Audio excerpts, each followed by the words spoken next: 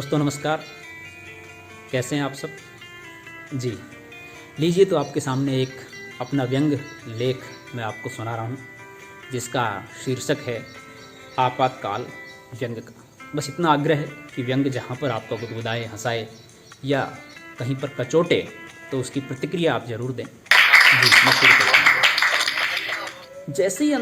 जैसे ही अरविंद केजरीवाल ने एक अलग पार्टी बनाकर चुनाव लड़ने का ऐलान किया और देश में एक ऐसी सरकार बनाने की बात की जो स्वच्छ व साफ छवि वाली हो, जिसमें भ्रष्टाचार, बेईमानी, धोखा, अन्याय, लूट खसोट, चोरी, डकैती, बलात्कार, रिश्वत, घोटाले न हो, ये खबर सुनकर कुछ व्यंग्यकारों की हालत पतली हो गई।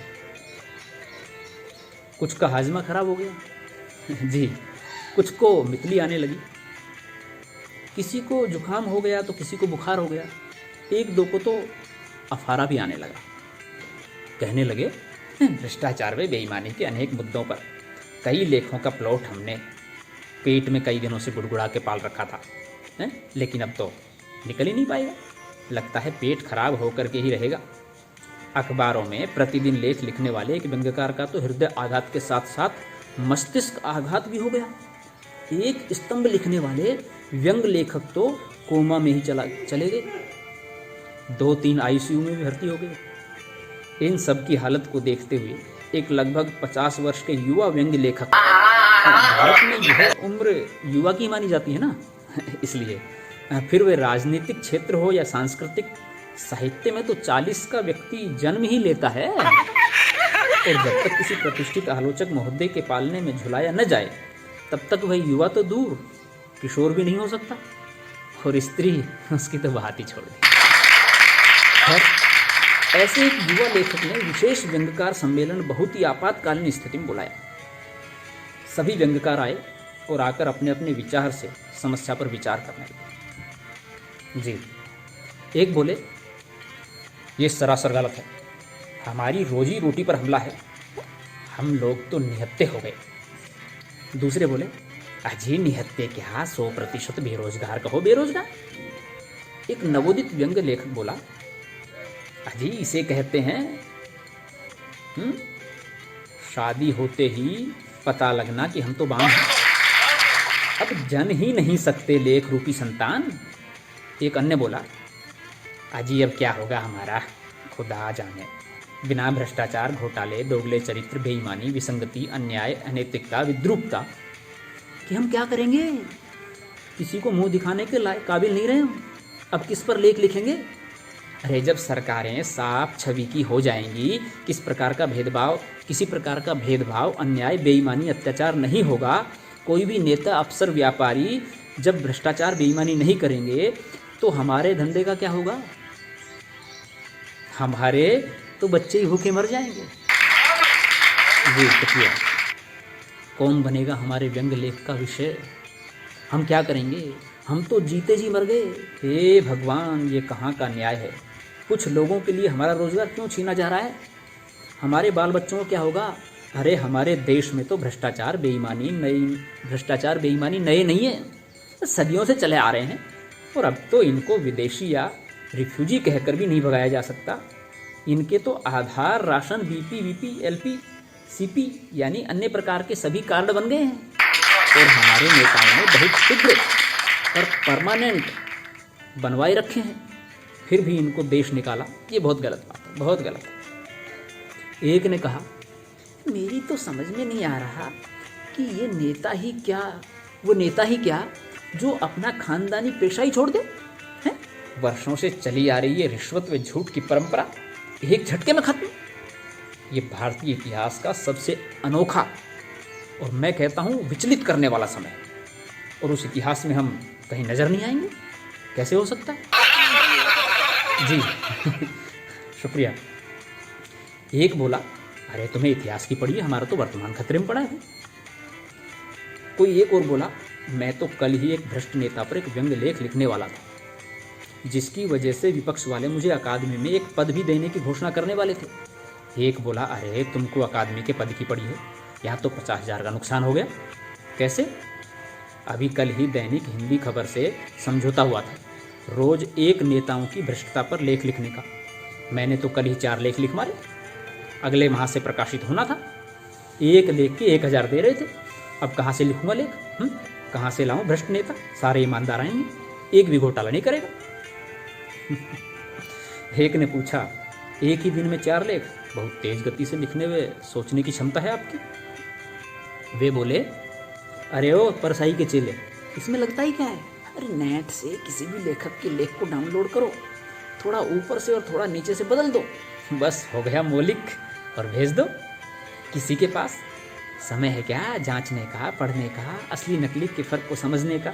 और पढ़ता कौन है आजकल भाई, सुनता कौन है? जिसे नौकरी अंक चाहिए सिर्फ वो भी उतना ही, बस जितना सिलेबस में है, और ये मिलने के बाद तो वह भी नहीं पढ़ता। मैं तो खुद अपने लिखे लेख, मतलब संपादित किए हुए लेख, एक बार लिखने के बाद दोबारा पढ़ता ही नहीं। जी शुक्रिया। एक बोला, मैं तो कहता हूँ ये भ्रष्टाचार का अकाल तो संवत 56 के अकाल से भी भयंकर व महामारी वाला लग रहा है मुझे। एक वरिष्ठ व्यंग्यकार लेखक बोले, मेरा तो 1 लाख रुपया 1 साल और एक श्रीफल का नुकसान हो गया। अगले ही माह मेरे व्यंग्य संग्रह साइकिल पर हाथी की सवारी पर मुझे मूर्धन्य मुरली मोर मुकुट बरेली वाला पुरस्कार के रूप में, ये सब मध्य प्रदेश सरकार से मिलने वाला था। परंतु अब तो वहाँ की सरकार ही बदल जाएगी, कौन करेगा 1 लाख की भरपाई? जी शुक्रिया। एक शुद्ध मार्क्सवादी व्यंग्यकार कोने में बैठा बैठा सुबक रहा था। जी जी, 5 व्यंग्य संग्रह तो आ चुके हैं। सोच रहा था अगले 1-2 साल में 5 संग्रह और लिखकर एसोसिएट प्रोफेसर से प्रोफेसर बन जाऊंगा। पर लग गई हमारी प्रोफेसरी पर नजर ईमानदारों की। एक बोले, अजीब बात करते हो, 5 संग्रह निकाल कर भी प्रोफेसर नहीं बन पाए।